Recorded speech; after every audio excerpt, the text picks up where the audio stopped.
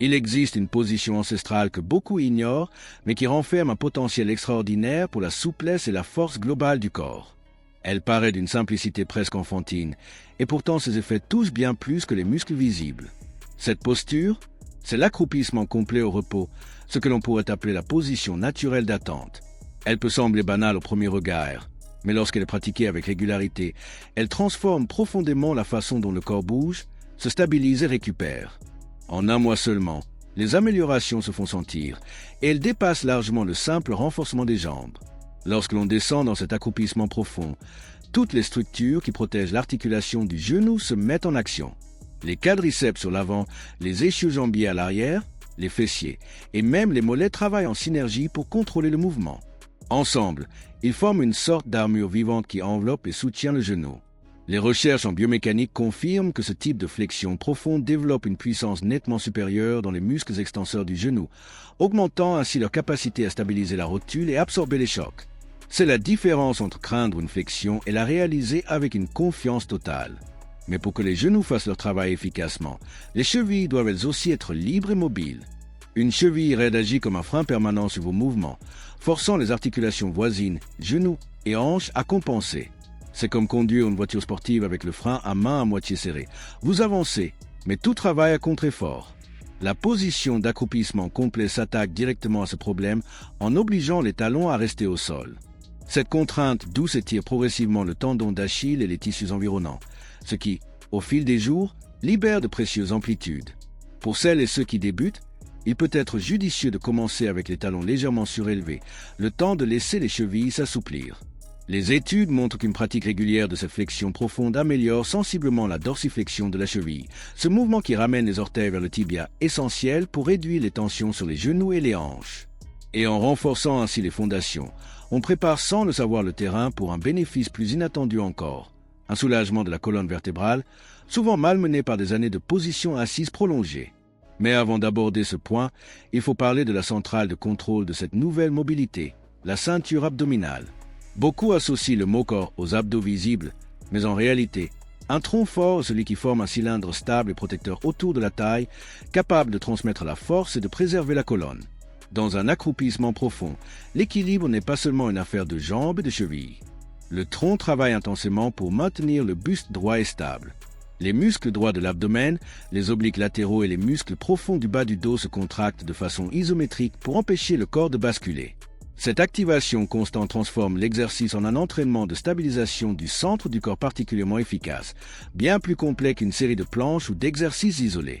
Des recherches démontrent même que cette posture sollicite fortement les muscles érecteurs du rachis, essentiels au maintien d'une posture solide et à la protection de la colonne lors des efforts quotidiens. En pratiquant régulièrement, vous gagnez un tronc plus résistant, capable de soutenir un port de tête haut, de résister à la fatigue et de transférer la force de manière fluide à travers le corps. C'est un atout dans toutes les situations. Soulever une charge, pivoter rapidement, ou simplement rester debout longtemps sans ressentir de tension dans le bas du dos. Il faut également considérer les hanches, véritable pivot de la mobilité humaine. Des hanches rigides sont souvent à l'origine de douleurs inexpliquées dans le bas du dos ou les genoux, voire de cette démarche raide que l'on adopte en sortant d'une voiture. L'accroupissement complet place les fléchisseurs, les adducteurs et les rotateurs externes dans des amplitudes rarement atteintes au quotidien. Avec le temps, ces muscles et articulations retrouvent une liberté de mouvement qui facilite aussi bien les gestes simples comme nouer ses lacets que les mouvements plus complexes comme un swing de golf ou un changement de direction rapide en sport. Et puis, il y a la colonne vertébrale. Passer de longues heures voûtées sur un écran ou au volant finit par compresser les disques et courber le dos.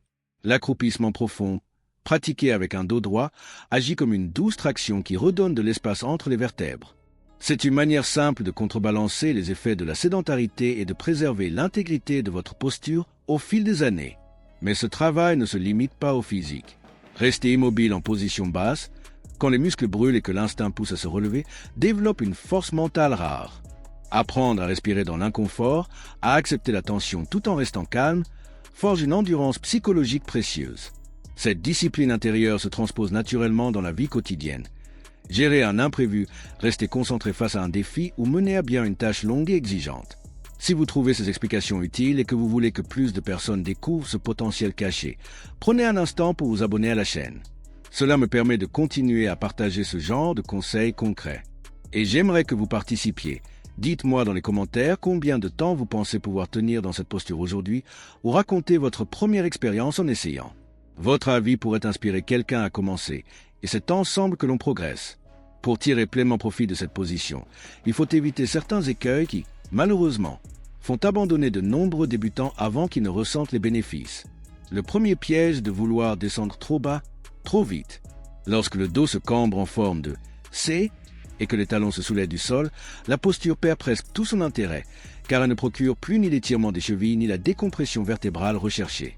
La bonne approche est d'accepter sa limite actuelle et de descendre seulement jusqu'au point où les talons restent solidement ancrés et la poitrine ouverte. Même si cela signifie n'être qu'à mi-chemin au début, cette profondeur va s'améliorer naturellement avec la régularité. Pour ceux qui peinent à garder l'équilibre, s'appuyer légèrement sur un support stable, un chambranle de porte, le dossier d'une chaise robuste ou une rampe peut être un excellent moyen de se familiariser avec la position sans craindre de tomber. Si le blocage vient surtout des chevilles, placez un petit livre ou une serviette roulée sous les talons offre un soutien temporaire. Cette élévation réduit la demande en dorsiflexion et permet un buste plus vertical, soulageant ainsi le bas du dos. Avec le temps, on peut diminuer l'épaisseur du support jusqu'à ne plus en avoir besoin. Un autre point clé est de privilégier la qualité à la quantité. Mieux vaut maintenir 3 positions de 30 secondes avec un alignement impeccable que de forcer une longue durée dans une posture instable. Les progrès viendront plus vite en répétant des séances courtes mais soignées plusieurs fois par jour, plutôt qu'en tentant un exploit isolé. L'intégration dans la routine quotidienne est la meilleure façon d'assurer la régularité. Il n'est pas nécessaire de prévoir une séance dédiée, il suffit de transformer des moments d'attente en opportunités. Le temps que chauffe la bouilloire, que démarre l'ordinateur ou pendant une pause publicitaire, descendre en accroupissement devient un réflexe. Ces minutes volées cumulées forment une base solide d'entraînement invisible sans perturber le rythme de la journée. En parallèle, il est important de rester attentif aux signaux du corps. Un léger inconfort musculaire est normal, mais une douleur articulaire franche est un signe pour ajuster la posture ou réduire l'amplitude. Le but n'est pas de forcer le corps, mais de l'amener progressivement à retrouver ses capacités naturelles. Au fil des semaines, on constate que les mouvements quotidiens gagnent en fluidité. Se relever d'une position basse, marcher longtemps ou même rester debout devient plus facile. L'équilibre s'affine, la posture s'améliore et la fatigue musculaire diminue. Ce sont ces changements subtils mais constants qui confirment que le corps est en train de se réorganiser pour fonctionner de manière plus efficace et plus harmonieuse. Après un mois de pratique régulière, les transformations sont souvent surprenantes. Les hanches s'ouvrent, permettant des mouvements plus amples et sans tension. Les chevilles gagnent en souplesse, rendant la marche plus fluide et le maintien de l'équilibre plus naturel. Les genoux, mieux soutenus par des muscles renforcés, absorbent les contraintes quotidiennes avec plus de facilité. Quant au dos, il bénéficie directement de la décompression répétée. La sensation de lourdeur après de longues heures assis s'estompe peu à peu, laissant place à une posture plus droite et plus détendue. Mais au-delà de ces changements physiques tangibles, il y a aussi un gain en conscience corporelle. On commence à percevoir plus finement la position de ses articulations, la façon dont le poids se répartit, et comment respirer de manière détendue même dans une posture exigeante. Cette attention nouvelle devient un atout précieux pour toutes les autres activités physiques, car elle permet de corriger instinctivement ses gestes et d'éviter les erreurs qui mènent aux blessures. Il faut aussi souligner l'impact sur l'énergie générale. Beaucoup rapportent se sentir plus dynamiques, moins engourdis et plus légers dans leurs déplacements.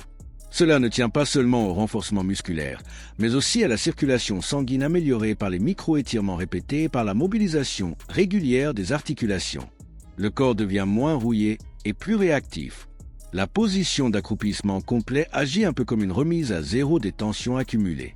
Elle redonne au corps une mobilité que l'on croit souvent perdue avec les années, alors qu'elle est simplement endormie par des habitudes sédentaires. Le plus étonnant est que cet exercice ne demande ni équipement, ni espace particulier, ni conditions spécifiques. Un coin de salon, de bureau ou de jardin suffit pour amorcer ce travail. Il reste cependant important de rester patient et régulier.